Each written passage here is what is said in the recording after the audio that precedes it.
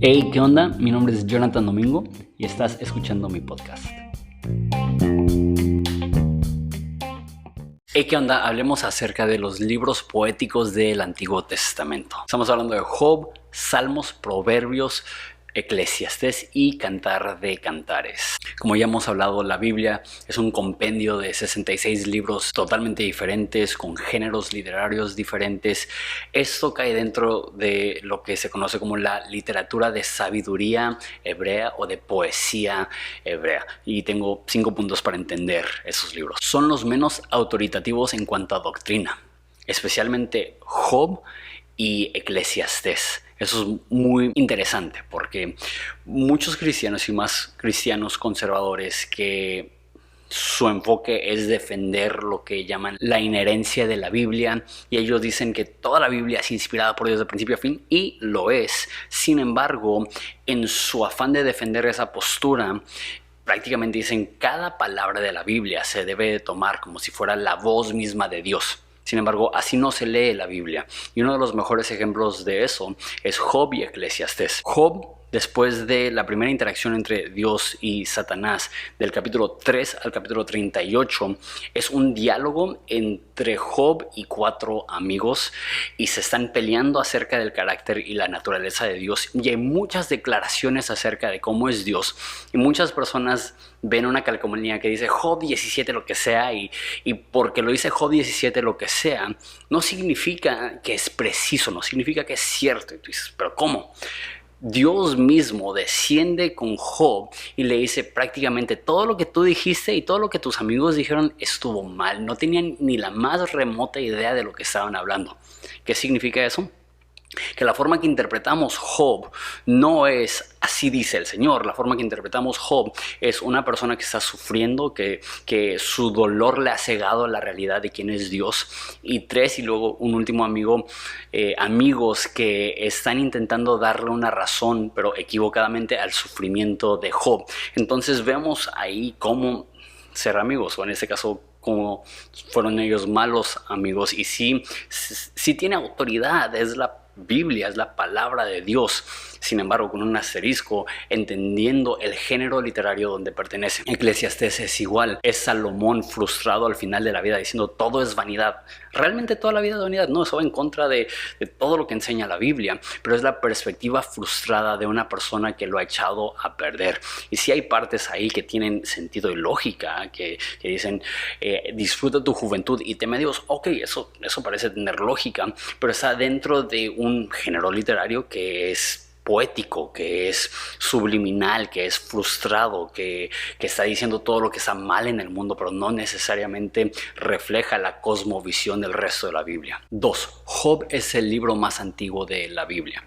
Se cree que se escribió alrededor de los tiempos de Abraham. Y tú dices, pues Abraham es Génesis, que no es más antiguo Génesis. Génesis es una tradición oral que probablemente fue ni siquiera escrito por Moisés, sino recopilado por Moisés de lo que él enseñó generacionalmente de sus antepasados, obviamente inspirado por Dios. Entonces, lo que narra Génesis es lo más antiguo, pero en cuanto a cuándo fue escrito, Job es por mucho el libro más antiguo de la Biblia. Entonces le da una riqueza increíble saber que es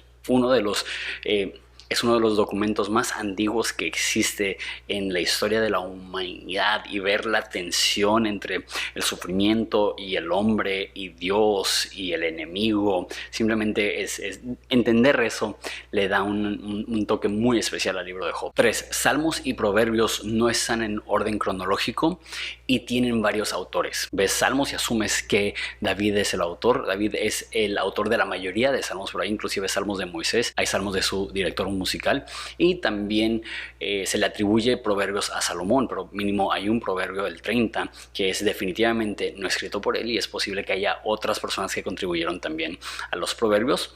Y también no está en orden cronológico. Estaría padre que pudiéramos organizar los salmos de tal modo que están en orden cronológico en la vida de David, para que pudiéramos ver cuando estaba bien y cuando estaba mal, cómo eran sus oraciones. Pero no, simplemente Una vez más, es una recopilación un poco al azar de canciones de David y de proverbios de sabiduría antigua hebrea, recopilada y escrita mayormente por Salomón. 4. Jesús citaba muchísimo los salmos. Los salmos son importantísimos y para muchos teólogos ha sido como la conexión más profunda que tienen con Dios a través de la Biblia. Yo leo un salmo cada día y para mí también encuentro algo súper especial. Entonces, aunque los salmos y en general los libros de poesía no son los mejores para teología, o sea, no vamos ahí y cuando dice David, rompe los dientes de mis adversarios, no es como que, ok, esa es la actitud que debe tener un hijo de Dios.